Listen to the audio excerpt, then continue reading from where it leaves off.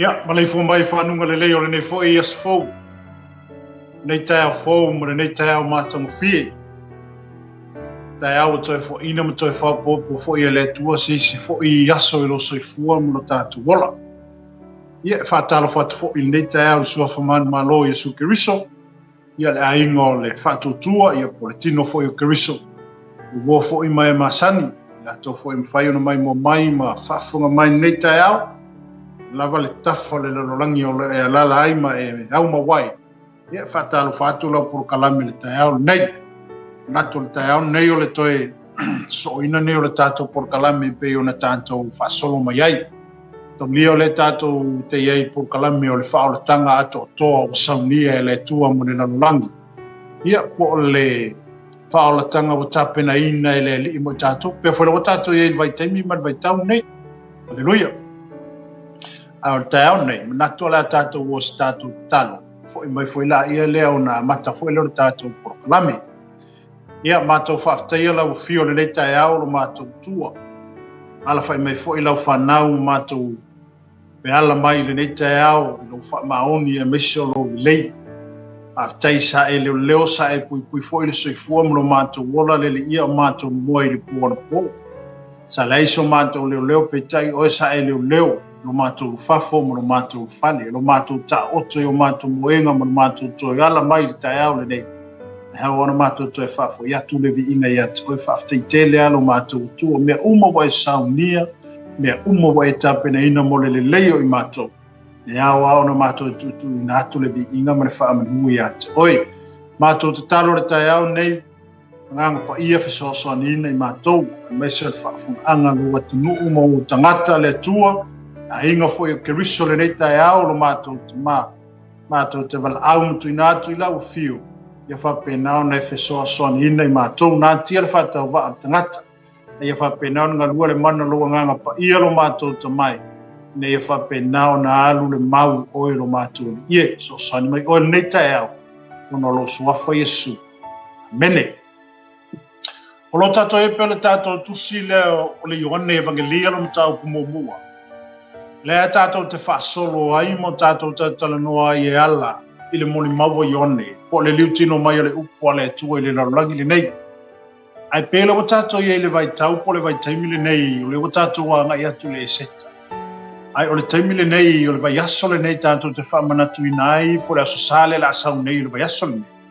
Tātou te whamanatu i nai le malanga whaatupu a Yesu i Jerusalema. O le winga la leo le tusi pe o le po le mafuanga foi le au no whasoa i ate o. Le lofa le maleanga le lei whaasafua le tua. Na mafua ai ona i awina mai Yesu Keriso. Pena mafua ai ona i awina mai lo na alo Yesu. Se ia totongi le anga sala le tangata. Ma se ito e abatu le tangata i le tua. Aleluia. Pela la watato ia i le vaiaso. O se vaiaso pa ia tele nei whaaso solo atu i le maliu Keriso ma le toso i fua mai o Yesu. E uina leo toi maliu Yesu. Ai le tātou te whamanatuina, pe whamanatuina i tangata kerisiano ma le lalolangi atoa. Le whaolatanga la le sa tāpena ina i le tua mo i tātou. Amene.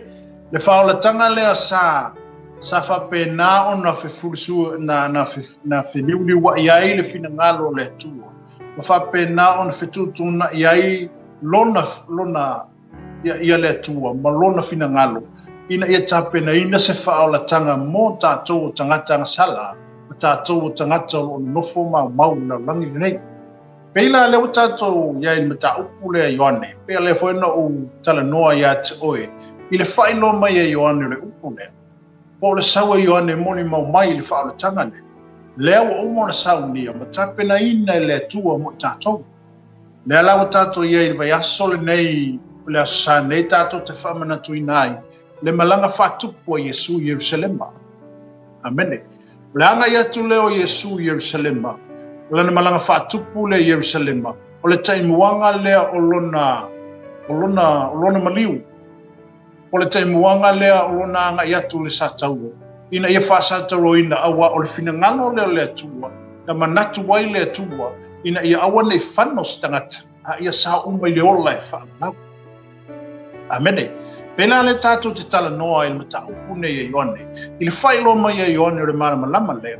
o le sau ia Ioane tala iatu le mea lilo lea se le finagalo le atua le upu lea le atua sana atia na mua o lea ua faalia mai po o lea ua fai le tino le upu e ala ia Iesu Keriso o lona suafa lea ina ia afio mai e faia ma saunia le faaoletaga mo tatou amene e leisi tagata kerusiano ma e leisi tagata o le lalolagi nei na te lē lagona ina aleluia e te tau na tatou lagona ina le tāua pe te tau ona tatou lagona ina i o tatou loto fuateifo le tāua o le tapenaga le atua ma le finagalo le atua iā te tatou amene haleluia ina ia awana i whano tātou tangata e au ana o whape atu i atu o le tai au lene e whaangoa ngoa le atua pe tangi le atua pe akako boi se oli haleluia e tinga alofa le nganga o le atua pe a whape tātou te oi se oli ai sea ona o le finagalo le atua na ia fausia ina ai pena ia tuina ai le tino i le upu lea ua suafa ia Iesu Keriso ina ia sau se i toe whafo i atu tātou i le mafutanga mai ia ma se i sau e toe avatu tātou i le mafutanga sai ai le atua ma le tangata i le amtanga aleluia e peila lau whasoa i atu o e ala le upu le atua ma le tusine ia i wane aleluia i le mole mawino le upu le atua le ai mole maua le taimile nei le suafa o Iesu Keriso le ata la i le taimile nei le suafa o Iesu o loo moli mawina pea i whatafaita ulanga au na le tua o euro auto wa amai fo i lunga le tato TV Kerisiano ina ia so tau au ma ia whape na ona tato whaasoa ina le upu ma ia tato moli mawina le lei o le tua lea aleluia se tato moli mawina le lei ma le wha maoni o le tua ia te tato e ala i le upu lea ua liutino mai lea ua afio mai ua fai le tino lea la saune alu i fea malanga whaatupu Yerusalema aleluia ai o le tatou se o tatou tatala noa i le tatou mta upu tae au lene i le whai upa tosu ma le lima nei le tose Ioane lo mta upu mua evangelia lo whapea mai ai le whai upu lea o le tae au sa toi tuwai Ioane ma nisi o na so e to olua uia wa ai atu fo ia Iesu o savali ane ona whaapea atu lea o ia whaauta i le tamai ma moia le atua ua whaalongolongo foi ona so e to olua i lena upu ona la muli mai ai lea ia Iesu mai ua whaaliu Iesu ua sila fia i la ua muli mai ona whetala i atu lea o ia ia te i la ua sea ea la o lua au ua whai mai i la ua ia te i rapie o lona winga pe a whamatala ina lea oa oe o whea ea e te mawai ua whetala i atu o ia te i la ua o maia i nā matamata ua lao ane ma matamata atu i le mea ua mawai o ia ona la tono nofo lea maia i le aso a wā o le itu waso po ua o i le sefulu amene o se vaenga o le whai upu lea pe ona o whaitawina atu atu o le tae au lene i le temi mua na ai ai o ane ua ngai mai Iesu na ia whapea nei whaauta i le tamai ma moia le tua nate a pesina le angsanga ai whai mai i le tae au fo i wa toi loa i Ioane Iesu le ua ngai mai na ia toi alanga i fo i le alanga lava le tasi whaauta i le tamai ma moia le tua amene no winga whai loa mai ai ua wha mautu wina po ua wha mausali ina le moli maua Ioane i le tangata lea. Po le alo leo le atua ua afio mai, na te ave eseina le angasala le nanorangi. Ai le alanga la lea Ioane na i alanga atua ina o ia ai atu ia Iesu i le isi tae au o angai mai Iesu, ona i alanga le whaauta i le tamai maa moia le atu. Pa mela le upu pēna e whanangolongo ma le tae au lene, e iso e ko alua Ioane, e iso e ko alua o Ioane. O wingo o so ia na li liu i le tala inga Ioane pe na whaalongolongo i le tala inga Ioane na mafua i ona mafuta mai Ioane ai na wawa ai Ioane ia Iesu anga i mai ona i alanga le whauta le tamai mamua amene pa mai o ina to sina i loto o so o ie to alua aleluia O ina to sinai, po ua pulu na wina so oye to lua. E winga ile wha talanga Ioane, pole alanga Ioane le o whai. Pa uta le tamai ma oe ale tu. E le ma whai la una nofo so oye. Ona ua, wa to sina o la loto ile tangata le o Yesu. Po le mele wa foile le wa pulu na wina o la langona. Ina ia fia ilo ar tangata le. Awa e whai tau ni mata upu le pe ono whai tau inatu i atu o le tai aule. Amen. Whai poli tosu mar fitu whai mai. Ua whalongolongo whoi ona so e to o lua ila na u. Ona la muli mai ai lea ia Yesu. O le moni mauna i o ange nga mafua ai o nga muli mai ia so o ia ko lua ia i o. A o le moni mau i o nga mafua ai o nga muli so o ia ko lua ia Yesu. Amen. Wala fia iloa. Wala fia nga me foile le kusor fai kala le leila fai kala le la so ole. Wa so se mea ka ko wa fa pe ke vai ska ka fopungi me fo fa pe. E ke manga o mia se e ke alu e kuri a pule mele ina e ropo le ale mele. Fa pena foila le ia so o ye to lua. Ilo la pulu no winno le tangata le o Yesu. Malamu ni muri ta ia mola tuni mata ia po fele mea nga ia tangata le. O le anu la Yesu ai muli atu so o ia to lua. Pe o le te whaafonga mai an tato tus. Fai mai. Ona fesili le o Yesu le au na wali ia. Amen. Fai mai ua whaaliu Yesu. Ua sila fia e la ua muli mai. Ona fetala i atu le o ia te la ua sea e la o ua fe au. Amen. O lau alu Yesu i le me mawai. O lo wa nga Yesu le me nofai. Ale muli haku soge. Ona faliu le Yesu ma fai ke la o le ale lua fe au ia ke. E ise mafu anga e lenga lua muli mai atia. E ise po ngai. E ise mea o lua manga nga o ia ke au fua le lua muli mai ia ke. E nofa ma e kangoe e whainga o fisiri whapenga e whatatau anga i fisiri lea Yesu. A wā leo fisiri Yesu. Amen. E sea e la o lua fi au. Amen. A leo whai mai la ua i. Wa whai mai la ua. Ia te i rā pie. O lono winga pe a whamatala i. Na lea o a oe. O whea ea e te mawai. O leo fisiri ako Yesu. A le whoko fisiri mara usoi. A lau whai aku Yesu, le alu whai aku e lu muli mai eike. A lau whai aku la usoi, whai arani me ke mau. Amen. Alleluia. Amen. O le ale mele e muli ele usoi. O laila te fia pun, o laila te fia malama. Pe la te fia iloina. Le tangata lea na vavalo ia Ioane po le tangata lea na muli mau ia Ioane. Lea la ua ai tino ale a uso ia i le tangata lea sa muli mau ia Ioane ma ia whaapeane. O le malama lea na sawa Ioane muli mau le malama lea. Ma o le atali i fo i leo le tangata e mawhai o na ia ave e seina nga sala le lololangi. Po le tamai ma moe lea le tu. O lea la ua whanongo longo ai so o ia to ua Ioane. Ona tupu ai leo le la loto. Wa tupu ai leo le la loto nau. Amene. Wa whape na ona la puru na wina le tangata le suafa ia Yesu. Mo la muli ai no. Alleluia. Amen. Peila le wa fesili Yesu ma whape atu. O le ale lua au e lenga lua muli mai e kia. Alleluia. A leo fai mai le usoi. Whea le me ke mau ai Yesu. O le ale mana o ngale ta oto tu tonu le uso. Alleluia. E iei le mana o ngalilo lai tu tonu o tangata ia tonu. A fuano la muli. Pe fuelo la oe. E mai kau. Pe maka ile me ngofo ai Yesu. Alleluia. La o se i vava ai. Ma se i mafuta le tangata le. Amene. Ma se i tala noa iai. Amen.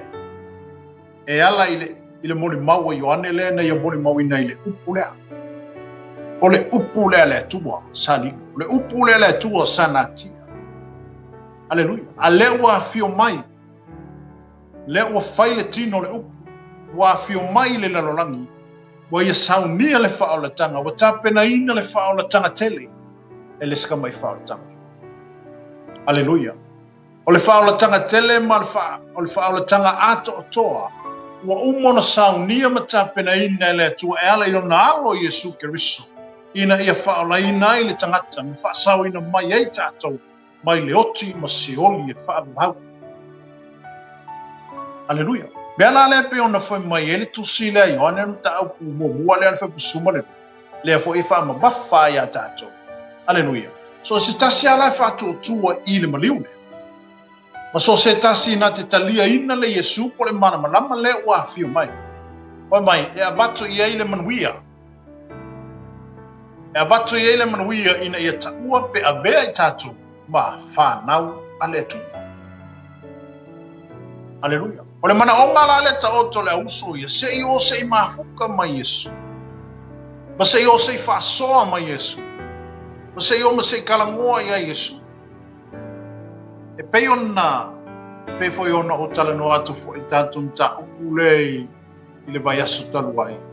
Aleluia. O le atua lea ua liutino mai, o lea ua mafuta matangata.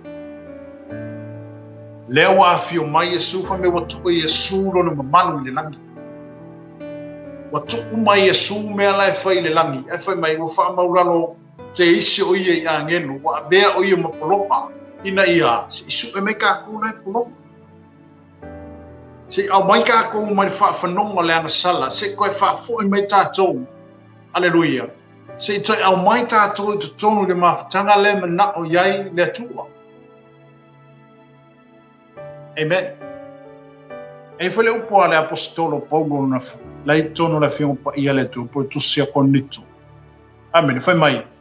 Ia vea o se vai na ia mo mai esi tangata lai vai. Amen. O la mo lunga le o nga le apostolo na ia. Na tu o le apostolo le mo lunga la na o nga ma le tu langa la ia.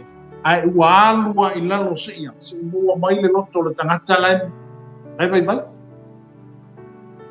Se i alu se i levo whakasi makangaka laia.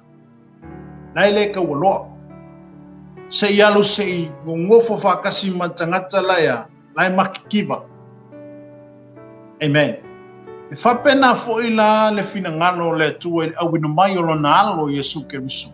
E le isau Yesu ngaka i lungo tangata mau mea, matangata mau loa, matangata tau loa. Aleluia. O le pongai fo ina ma le autu na lai o na filifili le fina ngalo le tua. Ma saunia le tua le whao na tanga.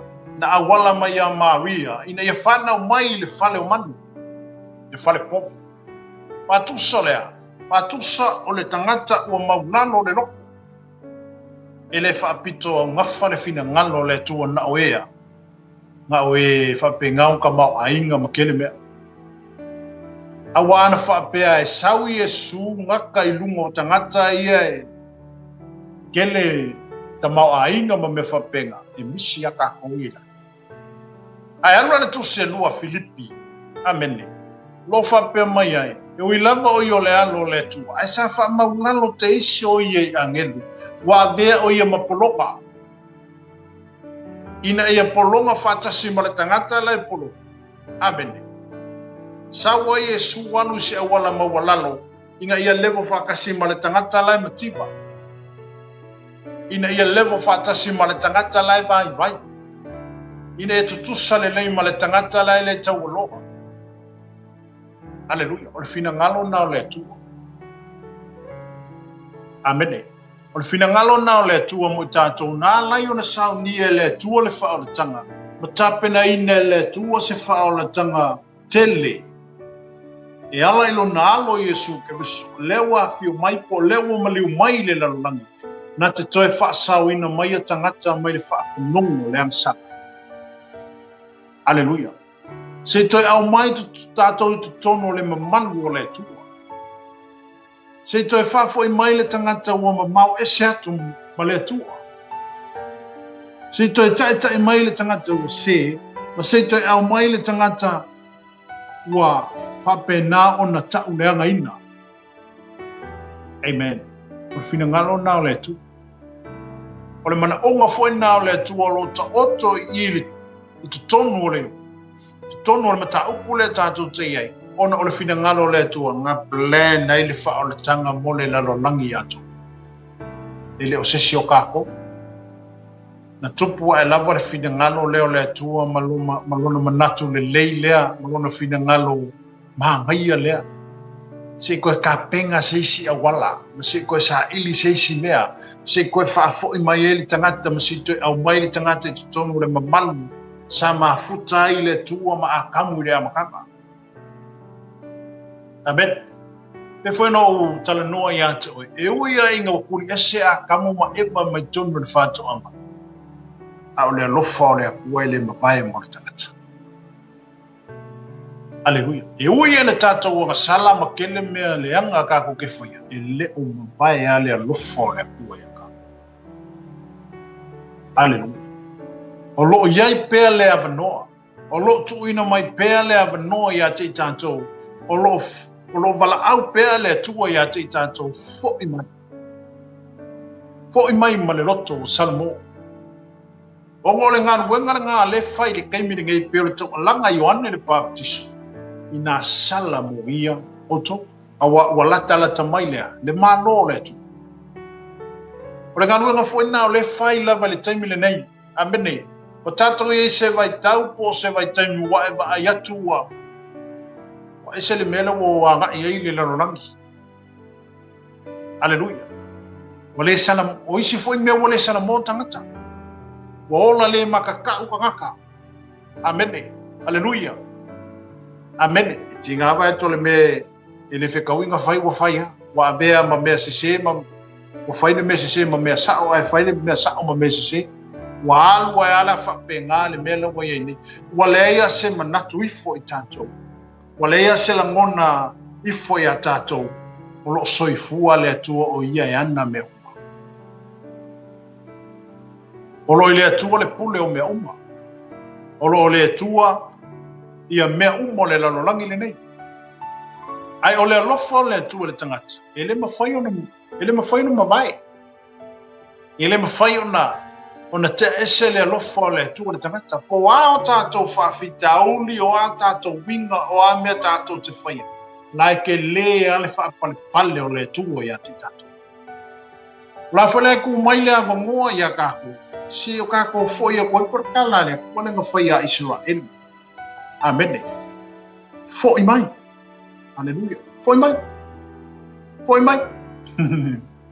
Aleluia. Fo i mai. Onga o fo i aku lea ia te utu. Aleluia. Amen. Aleluia. Au le alanga na Ioane lei. Ma wha malama lama i lei. I tangata tono o Israel. Le tua le wafi o mai e mafuta matangata. Peila o le ai tātou te e mata upu i tae au le. O le uso i e fia malama lama. Ma fia i loa. Le ngata e fia i loa le me maua i Yesu.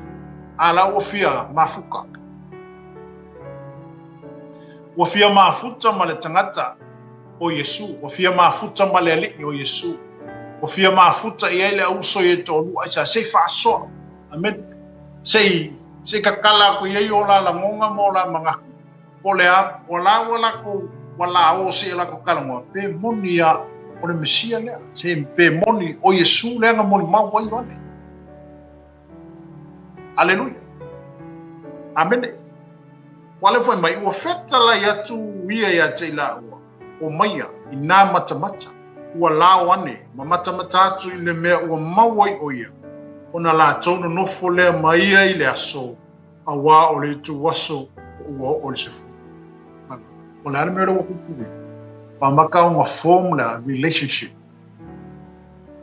Wa maka o nga form le aina. Wa maka o nga form le mafukanga. Amen. O lea ele ngaka ngau mai maka le mea le lala Yesu. A le mea leo whemea. Walako ngofo i ma Yesu. O lea a maka o develop. O lea a maka le ngā luenga wha missionary a Yesu. e ala I tangata I e tōlua, o lewa mafuka, ma o lewa makafu I makarakarangoa e ala I meo le mālua naki. Aleluia. Wa lewa e whaitau po e tosu mara iwa whai mai, ua whetala I atu ia I ate ina. O maia, I nā matamata, ua la wane, ma matamata atu I le mea ua mawai o ia.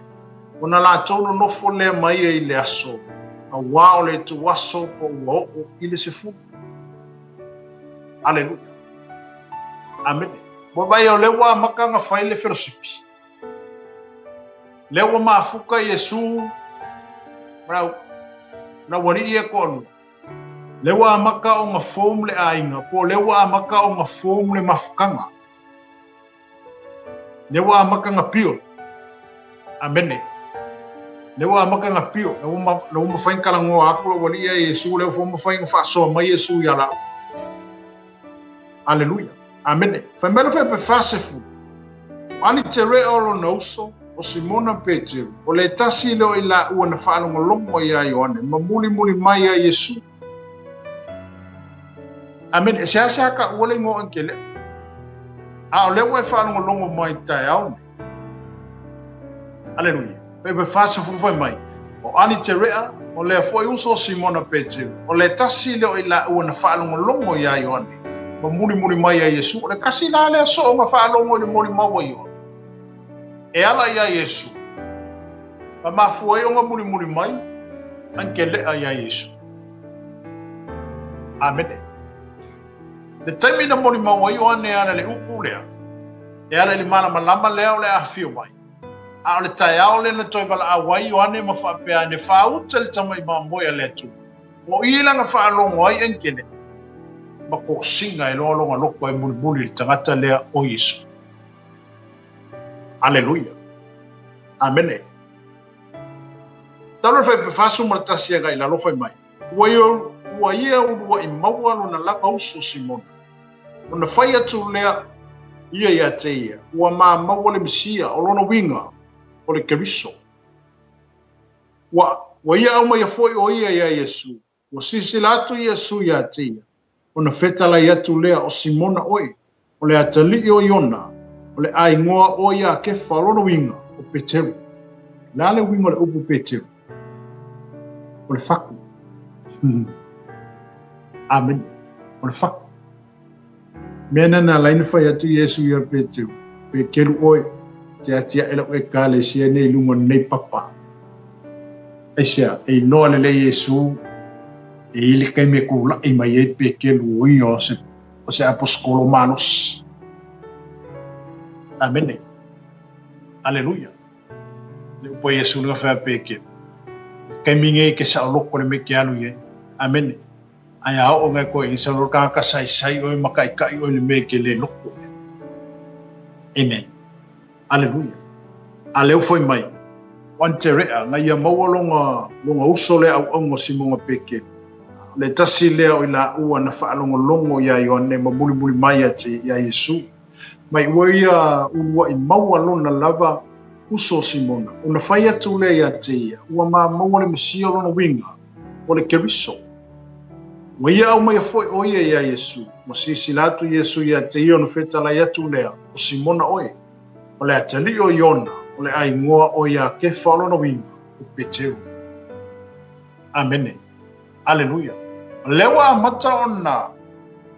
O lewa amata ona wa I mai tangata I tutonu I po lewa maka o ngā pio le ainga le po lewa mata ona tutofi so o Yesu. Lewa apostolo to sfuruma le tolua. Lewa maka ona vava ai Yesu ma whapena ona ia mai tawina ma tutofi ina tangata nei e ala I le ngānu wenga lea whawhaola ma le ngānu wenga na ia sau e whatau nuku I le larurangi le nei. Le ngata la ina whalongo ante rea. Na whalongo ante rea I le mole maua Ioane. Ai le tae ao na toi alanga ai Ioane I le whauta le tamai maa moia le atua. Ma koe sui e fo I le langongo anke lea mai a muli lo ia Yesu. O le mole maua la Ioane. Amene. Ma muli ai anke lea ma lesi so o ia Yesu.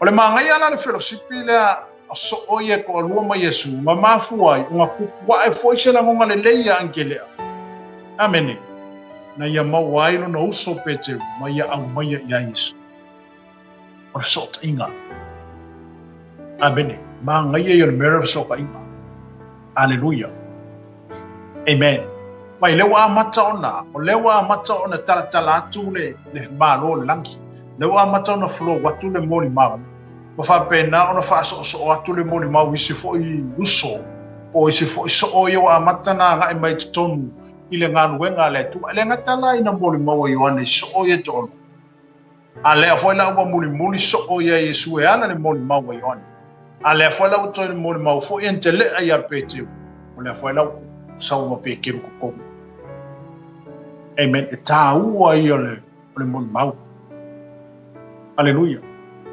ta ua ia pe matangofia ia le o la moli mau o se mea na faia le tua mo oi o se mea le lei o se mea matangofia na faia le tua mo tato amen tato te moli mau ina ai le wha maoni o le tua tato te moli mau ina ai le lei o le tua la se mea na faia le tua iata la se mea na faia le tua iata amen o la moli mau na I tangata lo whaafunga o la moli mau na e whai ma whaasini ngā mālosi le si tangata lai o le mea fo ile alai he peni aki amen o le tātou moli mau na tātou te moli mau inai le whao la tanga ato o toa ma le tāpenanga le atua e ala ilo na alo Yesu ke riso lewa au ina mai o leo fo ina mai le lalorangi se ias whao la tangata e ala ile maliu e ala ilo na whalava au lungo le satau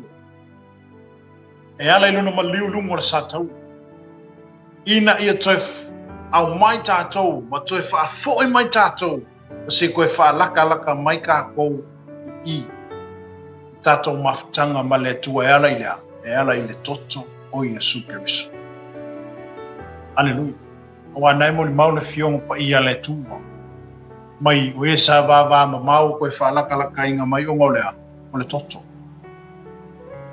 le whea ngai fo o le toto Yesu toe whaalatala ina mai tātou o le maliu Yesu amene hallelujah toe whaalatala ina mai tātou o le maliu o Keriso le whaalatanga la le pe o lea ne ua tāpena ina le tu ma le te le o le alofa o le tu e le lalolanga na ia le tu uailo na alo pele to tasi awa whape kasiro o kalia whape mai ave pe whake a koe sisi pe ave sistema ia ke oe e ke kawuwhi mamau e sia e kasi alo kalia pele e le mawhainga e wakua e le mawhainga e whaamo mugua ai ale tu amen e hui anga kasi le alo le tu e sili o na pele le whako ma le loko le ai lewa ai le tu e na isia sili atu le lofo le tu e tangata e to tele wei o le a whango mai o le a penga o ma ka whirisango ai le li o le larolangi le nei ai o le pongai le ama le au tu na lai o na awina mai o ane whai ma moli mau awina mai o ane ia sau e moli mau le mana ma lama le ina ia wha lama ina ai tangata umai le larolangi I lona maliu mai po o lona fio mai hallelujah le la fo botato ye le vai aso le nei le fama na tuina o mara fa tupo Yesu Jerusalem amen le fo wa look forward ye le aso na ta ala langa ai ma fa pe ane o sana I le alo ta vita ye mun wi le a few miles from it hallelujah sa ala langa tangata ma fola a wala I laupama o lato lava e whailo atu ai le fio mai o Yesu whaola tanga lea na tapena ina le tua mo I tātou. Hallelujah. Le ngatala ina ua muli an te lea, le ngatala ina ua muli an te lea, ma le si uso a soko ia Yesu. Ai wa whailo atu foi ani te rea, ia Simona Petero, le Yesu le ora. Amen. E whai tau i mata upo. E mai. E pe whaso maratou. O le taiao wa whaalongo ai Yesu, o le taiao o fina ngalo ai Yesu e maliwatu I Galileia. Wana sila fia Filipo, ona fetalai atu lea o ia te ia muli maia ia tia. O le pete saita foi Filipo, o le ai leo ani te rea ma peteu. vai nei amene le fo ko bala awe Yesu ka kala fi makalu ka kala Filipo le pete saita makalu for ka malo fo le un kala nga sau fo fa ka bale bale le kala ile ko ile nga nga kala ile nga ngole ko ya Filipo alwe ale fa ka ya ile un ko nga sau mai fa mana ma ile kusinga fa ka wele o mana mana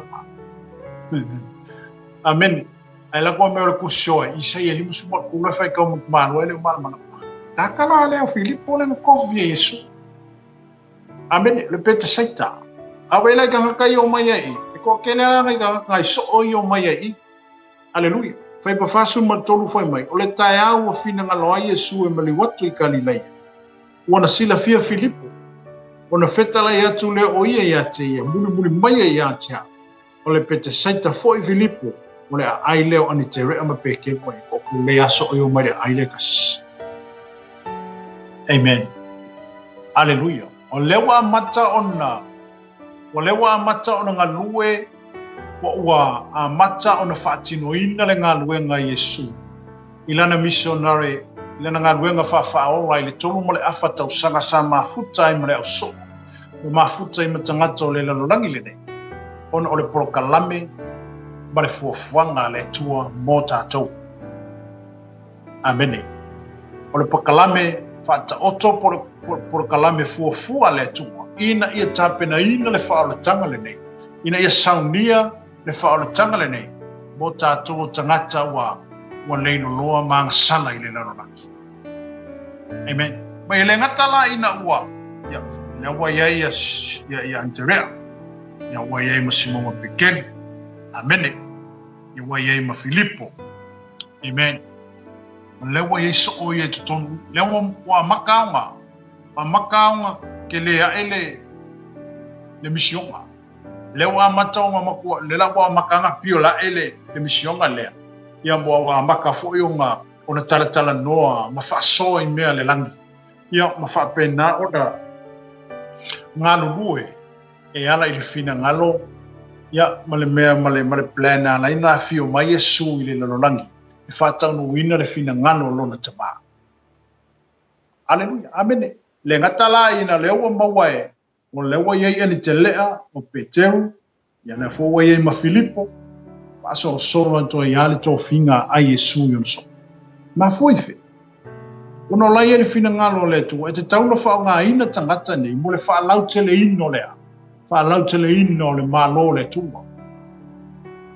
amen ile sau Yesu fa penga luenga o ia pena patu fo iso tatou manatu tatou tau e le fa apito manu ya tasi fina ngano le tu amen e le fa ilonga tangata fo ile tu amen aleluia ale o sau Yesu ele fa penga sau Yesu o ai kanga kale o ai ko inga kanga kale o ai ko inga kanga kale amen o le tangata wa ia langona i ne lono loto mana to finga a Yesu e ala i lono fata wa ino lono vala wina na filifili ele tu filifili e Yesu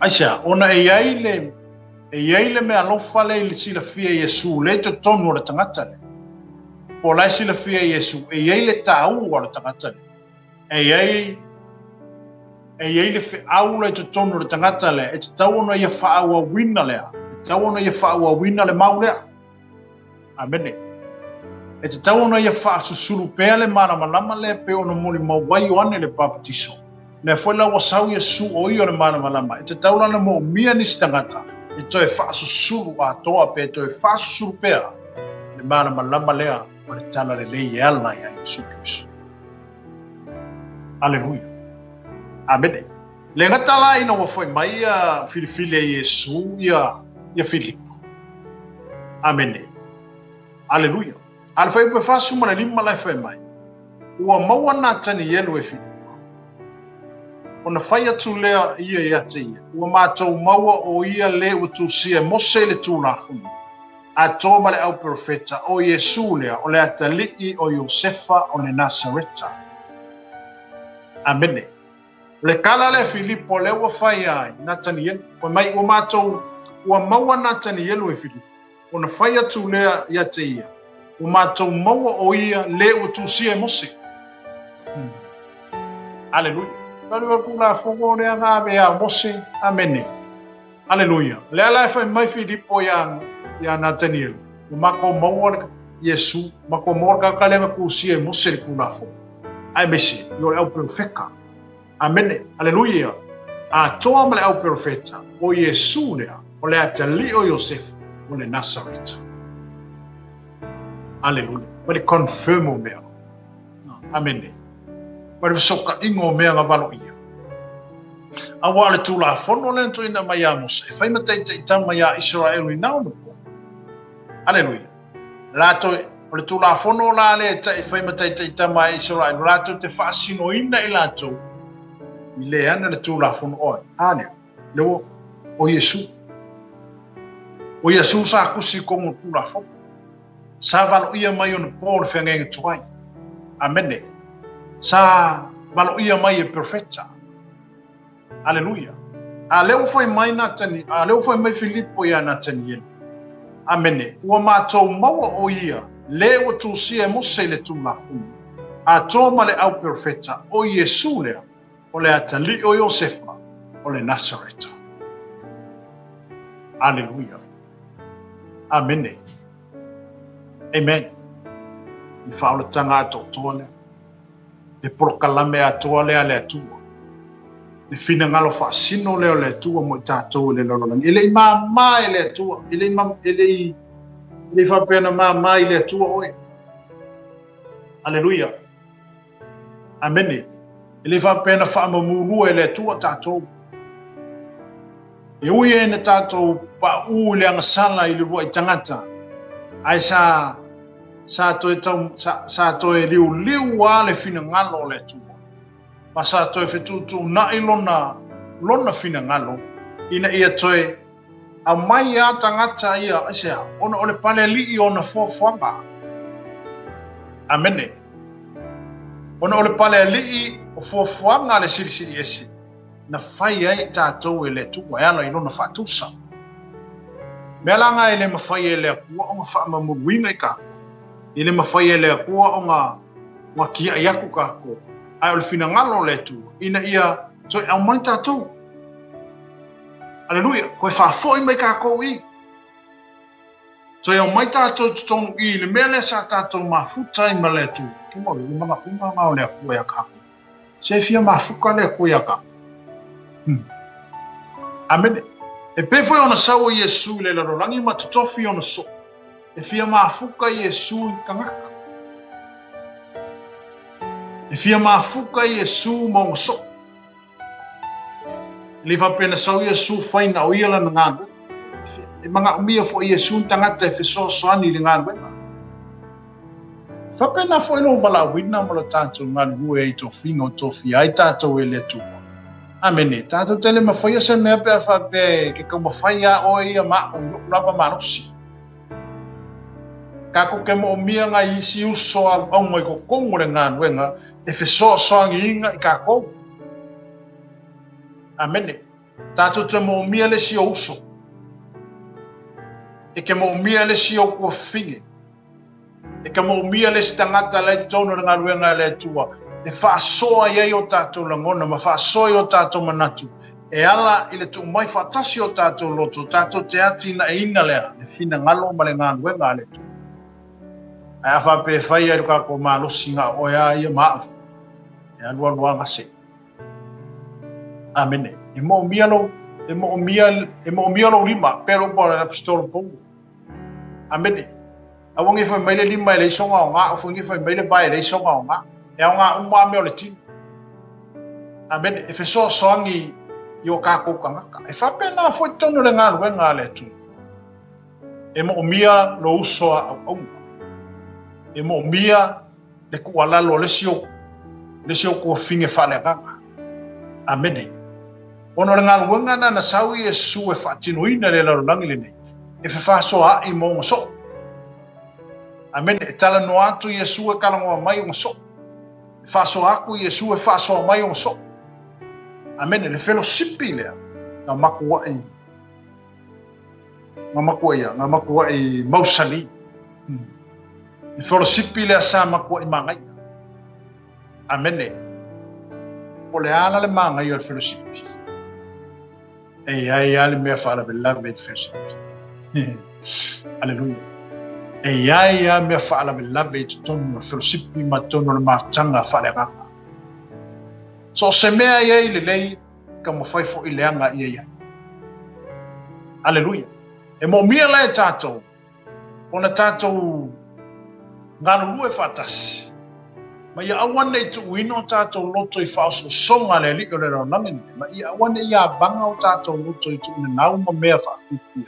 Ma ia awane ia banga o tatou loto I mea whaato sina mai. E whaalatai nai le mea mio tonu. Amen. Ona ole nganu wenga lea na ona ole mafutanga Yesu mo na so. Makua mangai ar mafutanga peka. E ia le tangata sa whape nao na esele me e angai. Amen. Hallelujah. Na o esilafia. Yuta le whaalata. A ai whaakasi ma Yesu. E maa fuka whaakasi ma Yesu. E popula I wawenga nga whaia Yesu. A esele me laika am divini le mafutanga. Amen. E esele me laika vivili ki Apollo le mafutanga yuka. Na ia se kemi o ke whalaka ai o Yesu. Hallelujah. Na ia whaatanga ina leo le anganga sisi. Ma ia whaatanga ina fautuanga lelele. E au mai a te. O la tupua ele o le lokonga ia ke ia kakaunga. Whalaka. Aisha. Ma o le kupu. Ele o le tele anga o mea le kupu. Na langi mi mara kaimini. Amen. Ma whalata ina le mea mi o tonu mea. Amen. Ele o le fina ngalo nao le tungo. E ao na tātou ngānu rue whatasi. A whape oi wa tōwhia le ngānu wenga le tu. Mo miolo kau a maisau whaukuanga le lei. A maisau mangaku le lei. A maisau la ngona mānaia. E atia e ai ma pio lai le relationship lea ma kā kouma le hua. Hallelujah. Amen. A waia kungi mea e ungo ia wangoa e ungo sao mai ere ki Apollo ma sao mai ere fini kauwhi. Au o le whaatanga ina. Aisha. Ongo inganga sao mai ai te ki Apollo ma sao mai ere whainga le ia yuka. Ma abe ere kupe e whaalaka Yesu. Amene. Abe ere kupe e whaalaka Yesu. Ele ro kele anga o mea lo tutupu le laro langi malisisi o mangalene. Amene. Mo manatu le tamau ainga. Mo manatu le tupe. A wale manatu ile ami o tonu o le atua e whai enia. Hallelujah. E peo le sauna Yesu ile laro langi lene. Malona mafuta I ona so. Sei whailo ato Yesu mea ore malo ne langi. Ma sei tala no ato Yesu I mea umai kukupu ile laro langi nei. Hallelujah. Peila alefa mai e Filipo I whae poe fasu mene. Ua maua na tani elu e Filipo. Ona whai atu lea ia te ia. Ua mātou maua o ia le ua tu sia mose ili tu la funu. A toa male au perfecta o Yesu lea o le atali o Josefa o le Nasareta. Pa longo la le kali anga kengi elu nga whai mai a Filipo. Whai poe fasu mene o whai mai. Ua whai mai na tani elu ia te ia. Te ma whai ea ona tupu o se mea le lei me Nasareta. Amen. Hallelujah. Ua whai mai, ua whai atu Filipo ia te ia. Nasa wia I nā matamata. O lea lai whai mai ngā kangi elu ia Filipo. O lea e se mene lei ngā kupu mai ngā sareka. A leo whai aku I Filipo sako. E leo ango ala Filipo refesili lea ngā kengi elu. A leo whai aku I Filipo sako. Sau e makamaka. Sau e vaai. Sau e ki kilo. Amene. Aisea, ona lowa mausali le loto Filipo. Pole tangata lea ua wala wina e Yesu. Pole Mesia lea. Amen. Aisea, wa sui langa vaai, wa sui langa whalongo, wa sui langa mafuka, wa sui langa kalangoa, ina wa mafuta malea li longa. Amen. Hallelujah. Lea lea whai mai e Filipo. Wa whai mai na tani, wa whai upo e, whai pafaso mana lima. Amene, oi faso mo leon. Ua whai mai nā tani elu ia te ia. E ma whai ea ona tupu o se mea le lei mai Nasareta. Amene. Hallelujah. Amen. Hallelujah. Ua mele o whai puna sawena. Ua whai atu Filipo ia te ia. na sawia ina matamata. Wa silafia Yesu ona tanielu lo sawi ate. Ona fetala yane le ate ya fauta. Ola Israel moni le sona pepelo. Ola ale mele wa kota Yesu. Fai sa o Yesu ya ngakengi. E sa o le o ngakengi. Ele ya masemele le kupu mai ngasane. Ala o fai Yesu. Ola Israel moni ele ai sona pepelo. Lawa kali ni fasili ngakengi ile kali le Yesu. Amen. Wale ko fasili ngakengi ya fili. E se melele kupu mai ngasane. Ale o fa ko inga kangil so makamaka. Ale o sila ko Yesu ko sa wali mai nga kangil. Ale o fetala Yesu la kali sila Filipo. Di fa kalai nga Yesu. Fa pe ako Yesu yang nga kangil. Ole Israel. Ile ai son pepe. Amen. Hallelujah. Wal lela wa kei Filipo. O ya Nathaniel wi. Ole wa kei nga kengelu ile kali yakwa Yesu ya kei. Wale wa kali la fasili ya Filipo. Ale wa kei nga kengelu faro mo. Ole kali la wa ku ya Yesu. Ole Israel mo. Ile ai sona pepel. Amen. Ba fai pula fa suma ba fa suma fa mai. Wa fai mai Nathaniel ya tei. Na esi la fia u fia. Le ala wa kala ngoa lo la nga kengelu mai Yesu. Asia, apa lo kali fasili nga kangelu nga fasili ya Filipo. Ele kali la Filipo le fasili. A kali Yesu Filipo ya il fasili nga kangelu. Le Israel mo. Ele iso no pelo. Afa me no na ilo nga kangelu. Fema esi la fia. Amen. Wa talia to Yesu o fa peati ya te na o ilo o ilalo le mati. A o le ibala a tu lava Filipo ya te. Oi. Ona tali mai ai leo Nathaniel wa fape mai a teia. Rapi o lava o le alo le tua. O lava le tupu o Israel. Nare mena umolo. Le wakari kongu Filipo i le wakari kongu ngakangieru. Amene. Le wakari kongu ngakangieru i esa. Wafo le wakali Yesu langa fesi. Ele ngakang wakali Yesu langa fesi. O le Israel monge le isa ngapelo. Ale ko vesili Filip yang akan ngi o fenga e si de fia ya fa ko Yesu o no ila no le bakke ke le bal au ya Filip. Amen. Wala na ko okay. Amen. Wake ia yang akan ngi lu no fa no sa o le ya le mele fa mai Yesu. Fa mai no le upu akan ngi lu mai fa mai. Nai. Amen. E po faso mo fa mai ona tali mai ai leo Nathaniel o fa pe mai ate rapi o lava le alo le tua o lava le tupu o Israel. Amen. Ka ki ngonga le osa le sila mo li mau le alewa mo li mau oi nga kangiet. Amen. Le mo li mau le ngate no mo li mau ngi ka ya so yo wako kofi malako moni mawinga Yesu le wasa. Ale foi la moni maunga kangelu e fa ma o ngi ole Afrika lenga Yesu. Nga o iloa o ila le makki e kele bal au ya ale bal awak Filipo ya. Mere moni ya rapi o ila vole alo le tu o Israel. Alleluia. Amen. Alleluia. Le wo fa la wo kele le mano le tu. O le o savali Yesu la na misionara. O le wa amata o na ngalue nga Yesu. O le wa amata o na fatino. Le fina ngalo ma le plan na le tu le la nangi. Le fa o la tanga le wa sauni le tu. Le wa amaka le wa amaka nga pio. Amen. Le wa amata o na tu. Ma o le wa amata o na tala ile o so. E so o ye wa tofi. Le wa amata ona failoa, le wa amata ona faamana malama, le wa amata ona sheatu, le tangata le ala to te mafuta. Alleluia. Ora fe polima sfuru nga ila. Wa tali atu Yesu wa fa peatu ya te. Wa eta ton bea, a wan o fa yatu oi. Na o lo o ilalo le mati. E te va aya I mea e sili I nei mea. Wa feta le atu foi o ia ya te ia. E moni. O te whaiatu o tau. E muli ane e ba o tau le langi wa noa. Angeru fo ia le atua e o wae mai foi lunga o le atalii o le tangata.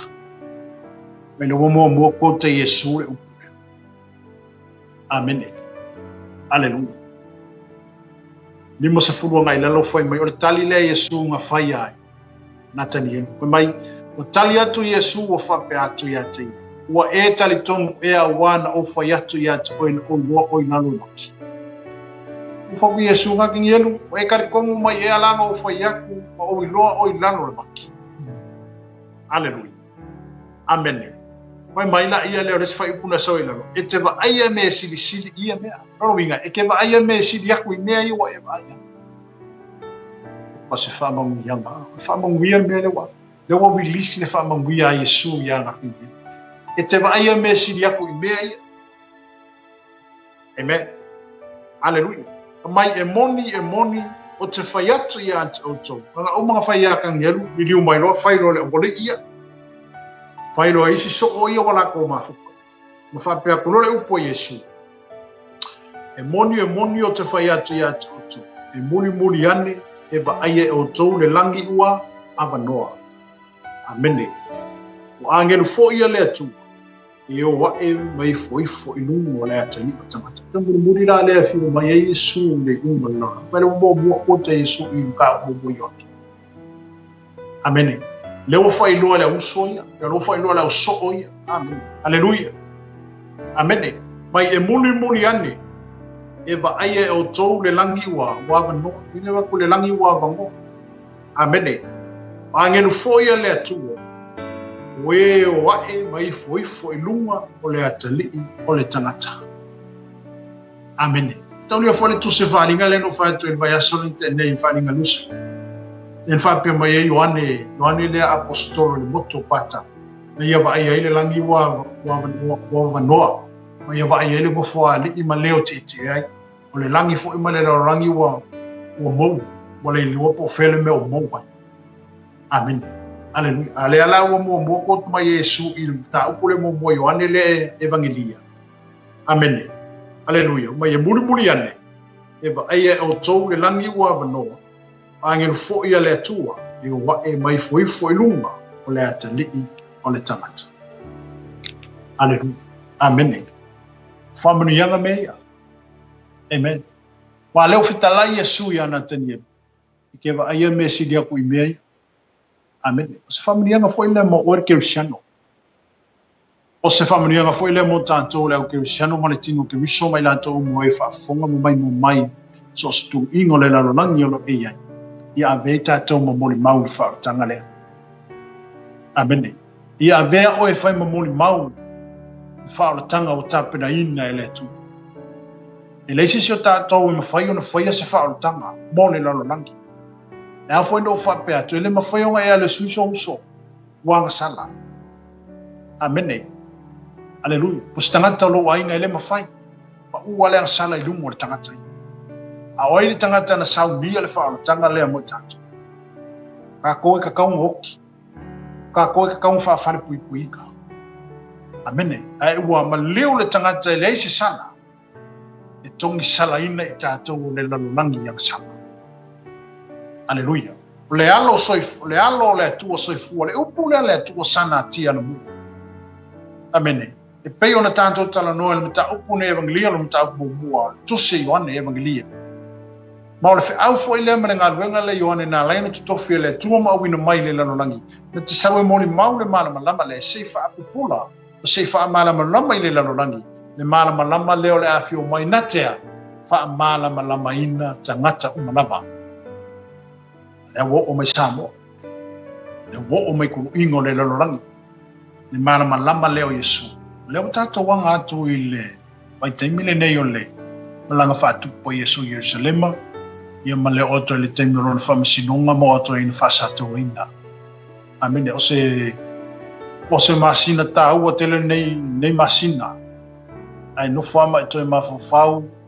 Ai toi tō manatu mo toi whasolo au mawhawhonga. I una leo toi maliu Yesu. Ai e nufo mai toi mawhawhau atili i le taimi o le whamasinonga ma le taimi o maliu o ke viso. E iai ale mamalo le atua e o mai ale taimi te. E le mawhai o na vesea. E le mawhai o na mou esea. E iai ale anganga o le atua o lo whengao ia. ia le nganga o le tu e whapenau na whamanatu ma whailoa ia te tātou. Me au na tātou whai. Ai a vea oi ma se moli mau, a vea tātou ma moli mau, la fo se mea le na whai e le tu e si fumu no tātou moli mau. O lau moli mau na, o lau moli mau le na, no tātou moli mau le na, tātou te whailoa tuai. Le tua le tātou te au nei. O le tua whai venga, o le tua whamalo lo, a mene, Mesio lan tāpenanga ato toa, aleluia, ma le whaolotanga ato toa wanya saunia e ala ilo na alo Yesu Kirisu. Lea wa fua ina le lorangi ma au mai, ina e maliu masui tūlanga ia te tātou, ma tu e whafua ia tu tātou i lona lava mamana. Na pene, ia o le tātou ta upuna le tai aole nei, pe ona whamanatu ma whainoa ia te oi, ia a bea oi masamoli mau i le tana lelei. Ia vea oi ma se mori mau a Yesu. Au kia mori mau isi mea. Amen. Isi mea ia e mori mau le lei ma le wha maoni o letu. Mori mau le mea wha sauinga mai eilo soifua e lea. Mori mau le toe wha tuina mai molo mai e lea kua koe a kapwhioki. Au lea lofanga o lea kua koe a apa mai lea kua ma koe whakurai me kako. O lea lofanga o lea tua e ale na alo Yesu Kirisu. Na ia fo ina. Ine e toe a watu tātou, na toe whafo i atu tātou, i le meo lo fina ngano ai le tu. Ia, manatu sa mō le ngana tātou po karanu nei tai au, tau i nei manu te le ina lau whaafonga nei tai au. Ia, me se fo i lau whaasau sangu e nei fo i whea lava nei tua le lau langi o lo e mai mua mai ai. Anga le atu le atua, ni fo le file e mua le tua i lo loto, ia tātou ma fau atili fo i le amatanga o le i le nei vai aso, ia ma le foi vai aso la sau ma o te lava i pupuanga al Mesia ma lona whasa tau aina. Ia, tango i tu wai o ina, amene, e nofo mai ma fau leanga le lei ma le lofo le tua ia te tātou. Le o mawhai ono e toi ma walo soifua, le a fo mawhai fo ono toi ma walo waka. Le wa ese sila mai, ia, whaftai le lofo ma leanga le lei o le li. Le whaola tanga ato toa le na tāpena ina le tua mo tātou. Na ia le manatu e tangata sala. Na ina i whaora ina le tangata sala me tangata parapana. Anuia. Ia, sa mōle tātou pokalame nā le tai aole nei. Tau ina ianga le leile tua. So soani fo ilo loto. Le umalo iai. Ma tasi pea le ngango le tua. Ma oe. Tasi fo ile ngango le tua ma tātou I mea tātou te iai. Anu te le ina le nei vai aso. Ia ma le nei masini. Ma le nei fo I tausana. Ono sua fo Yesu. Amen. To God be the glory, ever and ever. Amen.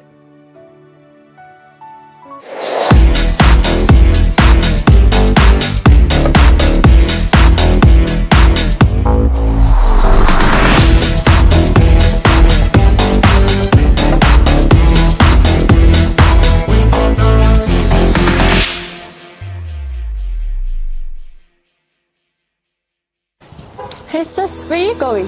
Oh, I'm just heading out to find a place to send money to my uncle in Samoa. Oh, why waste time and petrol? You can use UP Group Money. You can send money to Samoa and it's really fast. Really? Yeah. Can I sign up online? Yeah, it's really simple. Sweet, I'll do it now. Okay, bye. Bye. Sending money to your loved ones in Samoa has never been easier with UP Group Money Transfer. Our service allows you to transfer money quickly and securely from the comfort of your home or anywhere in New Zealand. Your family and friends can conveniently pick up the money from over 40 villages across the Polu and Tawai. No matter where they are, we've got you covered. Our user-friendly online platform makes sending money a breeze. Just visit www.upgroupmoney.com. Sign up and start sending money in minutes. We're here to help. If you have any questions or need assistance with signing up or sending money, please don't hesitate to contact our friendly support team at 09558 2896 or 0800 877 328, or visit us in the office at 6/22 Station Road, Otahuhu, Auckland 1062. Experience the ease and reliability of UP Group Money Transfer today. Your family and friends in Samoa are just a few clicks away from receiving your support. Visit www.upgroupmoney.com now to get started.